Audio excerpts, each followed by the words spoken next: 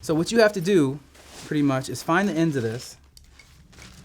Oh man, I did not like doing this. Oh my God, I can't even tell you how much I did not like doing this. It's such a pain. Like as soon as I poured this on the table, I was like, oh, fuck. What's up guys? Brennan Edwards, your tech specialist from the Cursive Aquacore here for my final installment of the things that I learned while I was in the jungle. So we're gonna learn a little bit more about me surviving the jungle and what could help you survive if you ever find yourself in a place like I was. So let's get into it. All right, so I hope you guys got to enjoy my other video talking about the types of gear that I had. And I felt like that video was a little bit long, so I split it into two. And so this is the second part where I'm actually gonna explain a little bit more about the things that I had to know and had to obviously do to survive in the jungle. So first of all, one of the big things you gotta worry about while you are actually living in the jungle is sleeping in the jungle.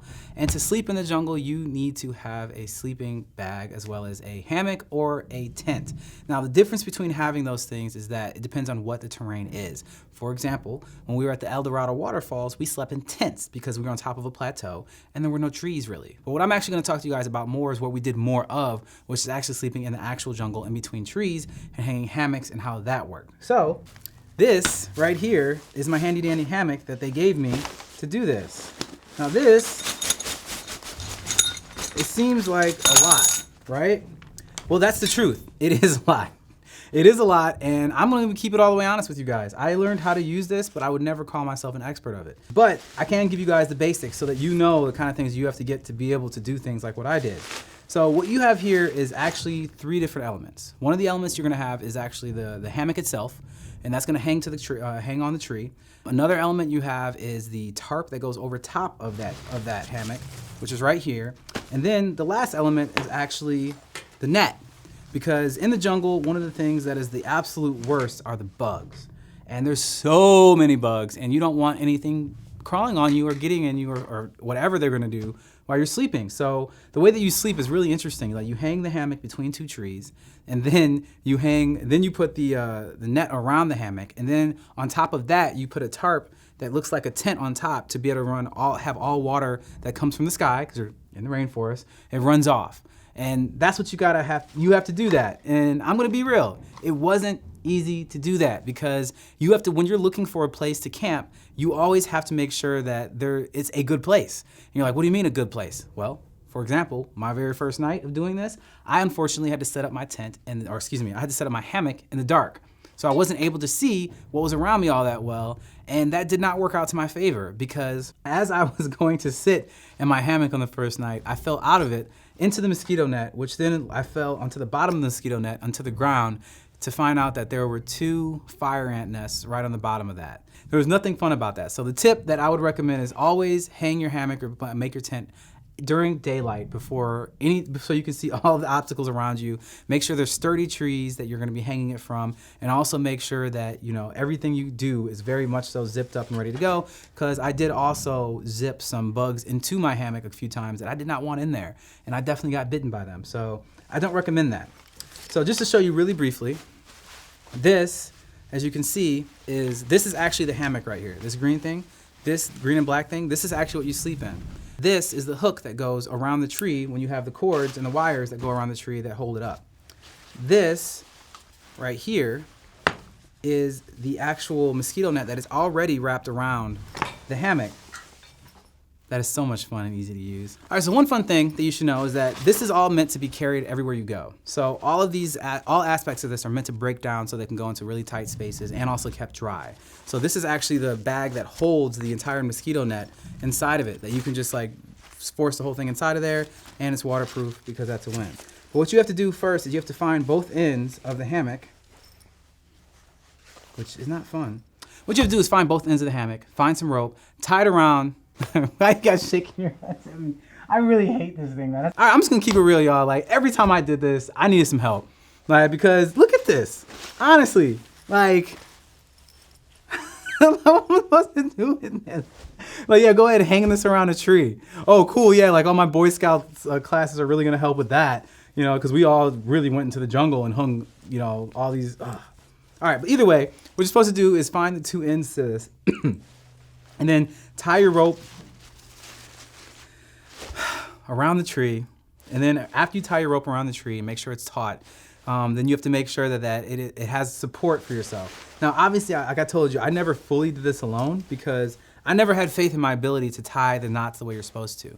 I highly recommend going to another YouTube channel and looking at how do you tie knots for hammocks, because I'm not the guy that's gonna be able to teach you that, because the knots that I tied, they worked, but I wouldn't recommend them. Like, I'm just like, yo, this is how I tie my shoe, and this is how now I tie a knot. So that's kind of how it went. But I will say that this hammock actually held up really well. And one of the things that's like most concerning at night when you're in these hammocks is how hot it gets, because it's just really hot, and this is really breathable material you can almost see through. So that really helped a lot, and it actually has a lot of extra material in it. So at night, one of the things you always have to worry about is during the day you have one set of clothes that's your wet clothes, and that's what you're getting rained on, that's what you're wearing, that's what you're sweating in all day long. At night you put on your dry clothes that you pull out of your dry bag, as I explained in the last video, and you have to get into your hammock. And that for me was very difficult because more than just the hammock and the thing in my clothes that I had to get inside of there, I also had to get, you have to get your feet in there, which is a whole separate thing we'll talk about in a minute. You also have to get anything in the hammock with you that you need, because after you get into it, you can't get out until you're ready to like get out. So like for me, my nerdy self, I would bring like my Nintendo Switch, I would bring my iPad, I would have like snacks and stuff, like anything that, like I had my bottle of water, and all of it would like lay right next to me in the hammock, because the hammock has so much extra, well, for someone that's like about my size, you have so much access stuff around you. So it's like your body will be here and this will wrap around you. And it's almost like a pocket. So you just put all your stuff in there. And in the morning, you struggle out of it and try to find your boots that have to be hung upside down, which I talked about in the last video. You have to find the boots before you step on the ground, because you could step on the ground, there could be a bullet ant that will bite you, and it will be the worst thing ever. So it was just, honestly, let's keep it real. This is a traumatic experience with very difficult equipment that I am just barely able to use, but it did come with instructions that were not very helpful. Like, actually, if you look inside of the big bag here, where's the big bag? Oh, sorry. As you can see, my name was on this because all of us got the same bag. And as you can see, this has a hammock, the straps for the hammock, the bug net, and the rain fly. So those are the actual terms for it. Where my straps at? Oh, they're right here. Okay, guys, I figured it out. I remember now. So what you actually tie around the tree, yep, I remember this. These are your straps that you tie around the tree. I remember this very well now. So it comes with these straps. Each one of these has loops already in it. So what you do is you pretty much wrap the non-loop side around the tree that also has a loop in it, and then you wrap that through one of these loops, and that pretty much creates the resistance to make it so that this is gonna stay up. I normally would try to hang it on a V branch, so like it goes like this, and then it wraps around the tree as well. So it like wraps around the tree, and then you hook it up. But this is what you gotta have, is these straps. These are what hold you up.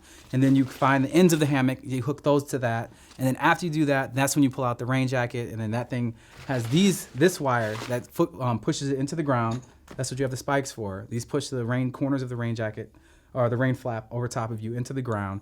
And then you have the bug net that's already around it. So you pretty much just make sure the bug net goes across the entire thing. You unzip that, and then you get into the bug net, and you do your best not to fall into the ant nest like I did. So that's pretty much the way that you're gonna sleep in the jungle. Not fun, right? But you should try it anyway. It's a life experience. So that's how you basically sleep. All right, guys. Another thing I recommend is bring your own food. You ain't gonna be able to hunt for it unless you're, Bear Grylls or something. So we actually had all this freeze-dried food.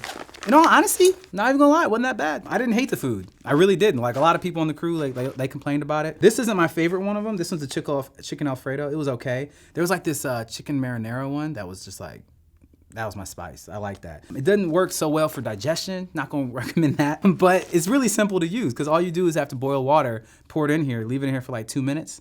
And then after that, it's just like a warm, soupy meal. So, I recommend having these because they're very convenient to eat stuff, but I will tell you, it's not satisfying to eat a hot meal in 100 degree weather with like 90% humidity. There's nothing really satisfying about that, because you just get hotter, you sweat more, but you're also like super hungry because you hike all day, or you're building stuff all day, or you're trying to figure out how to, cook or whatever. It's literally everything you want to do is extremely difficult, including eating. So you should bring some food with you to make it slightly less horrible when you're in the jungle.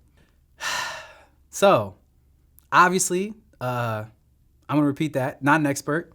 But I'm happy that you guys stuck around for this for some reason, to look at me fumble through this like I almost knew what I was talking about, because I did have to use this, but I had help.